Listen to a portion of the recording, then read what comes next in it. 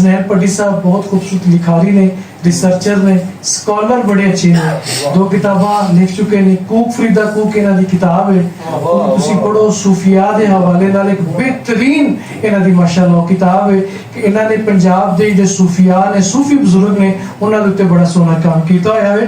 ते अज साडे नाल मौजूद ने वैसे स्पेशल एजुकेशन दे जनाब अफसर ने, ते साडी मैं खुशकिस्मती कि साडे नाल मौजूद ने जनाब हसनैन पट्टी साहब। तुहाडे सब दी तालियां।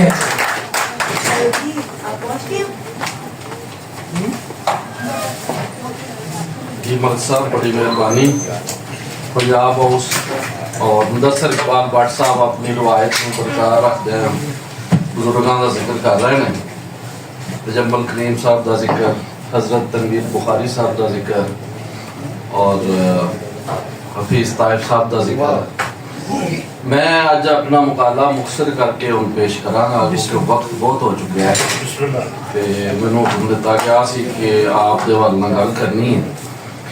हजरत हफीज ताइब रहमतुल्लाह अलैह पंजाब दी सूफी रवायत दा मुज़ाहमती शायर हफीज ताइब, ये अज दा मेरा मुकाला सी माशाअल्लाह।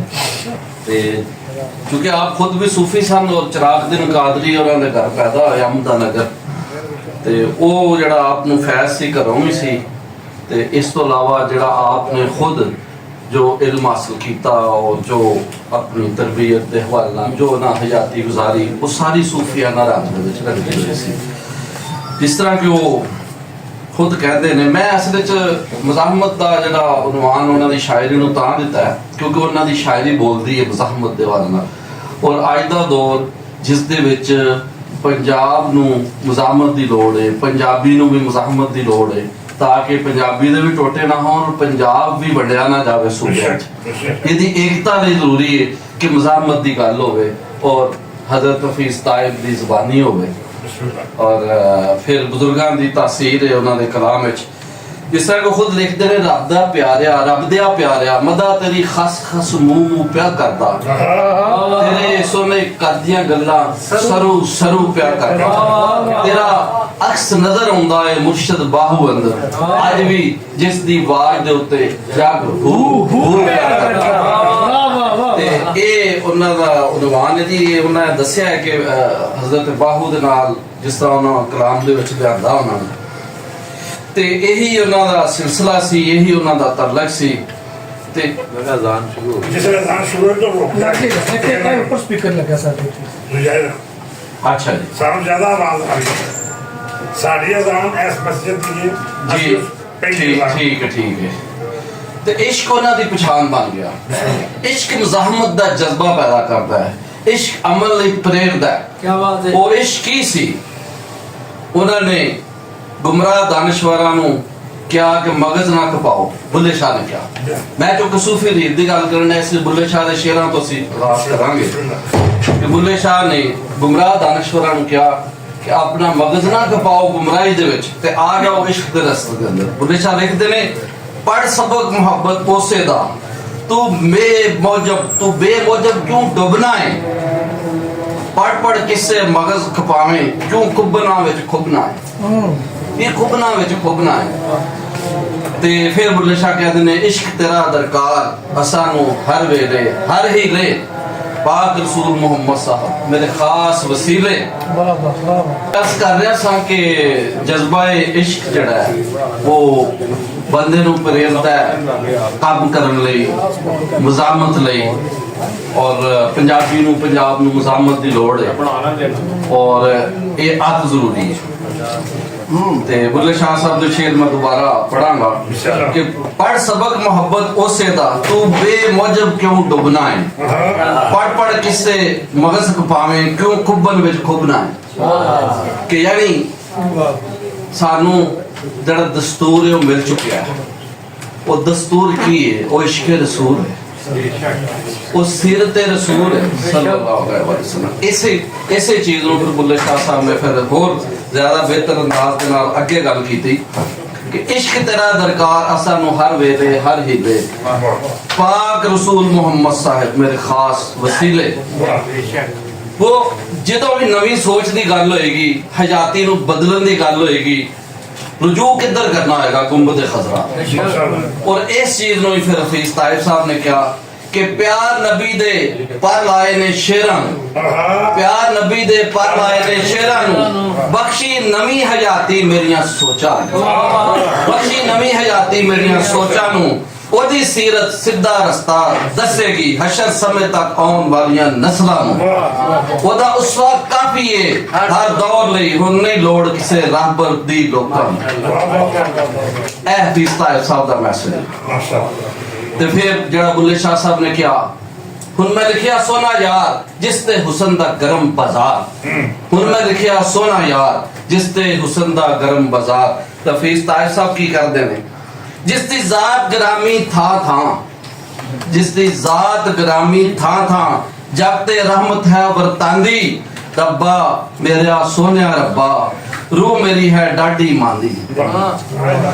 मैनू भी एक बार विखा दे वो वस्ती अपने रंगां दी जाली पाक दे कोल खलो के डाली पेश करा नातां दी इस हालत दे विच टुटे डोरी ताइब दे सावां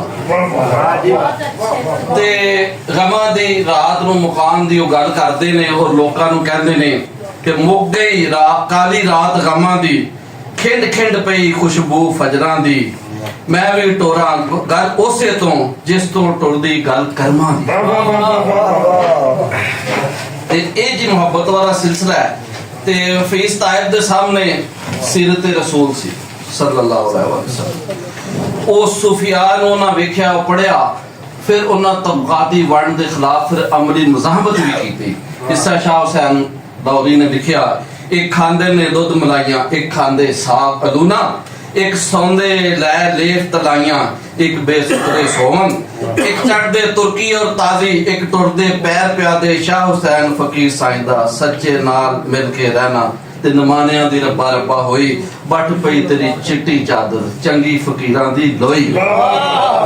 तो उसको ऐसे चीज नु फिर हफीज अपना बाबा फरीद ने पेश कीता तो ना क्या फरीदा एक ना आटा गंदा एक ना नहीं लून अगे गए संजाब सन चोटा खासी कौन ते फरीदा मैं जानिया दुख मुझको दुख सबा है जट ता उच्चे चढ़ के वेख्या ता घर घर एहा आग।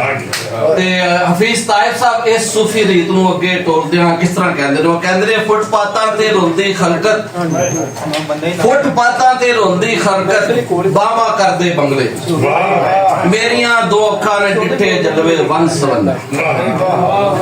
ते जदों तबकाती कशमकश वादी उतले ते हेठले तबके दी ते ਇਹਦੇ ਨਤੀਜੇ ਦੇ ਅੰਦਰ ਮਹਿਰੂਮੀ ਜਦੋਂ ਹੇਠਲੇ ਤਬਕੇ ਚ ਵੱਧਦੀ ਹੈ ਤਾਂ ਫਿਰ ਹਫੀਜ਼ ਤਾਹਿਬ ਸਾਹਿਬ ਲਿਖਦੇ ਨੇ ਕਿ ਰਾਹ ਦੇ ਰੁੱਖ ਵੀ ਆਪਣੀਆਂ ਛਾਵਾਂ ਪੈਰਾਂ ਹੇਠ ਲੁਕਾਈਆਂ ਜੇ ਇੱਧਰ ਆ ਨਿਕਲੇ ਭੁੱਖੇ ਤੁਸੇ ਕਦੀ ਕਦਾਈ।